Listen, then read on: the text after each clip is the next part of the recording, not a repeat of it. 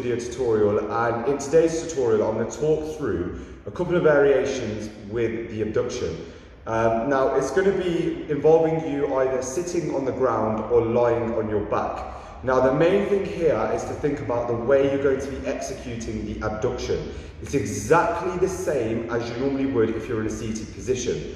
Now what I want you to be thinking about is from when we have the band around our knees, I want you to be thinking about getting as much range of motion as possible. Now, it's perfectly fine for you to roll your feet out like this to get a little bit more range of motion. So if you feel like you need to go for a hip width stance and as you're pushing your knees out, you need to roll those feet out slightly to get a bit more range of motion, that is perfectly fine. So we're going to talk about the seated leaning back abduction first. So placing the band around your knees.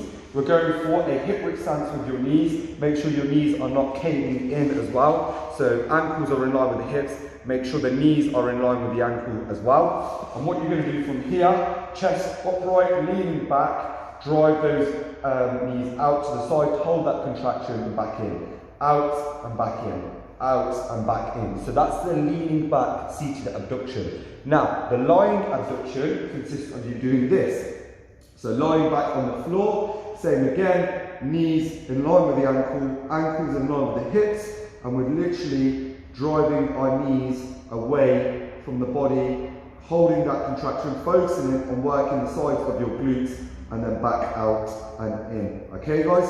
So that's two variations there for you. That's the leaning back, and that's the lying abduction as well. If you guys have any questions for me at all regarding that exercise, feel free to ask me as always, and I'll be more than happy to help you guys.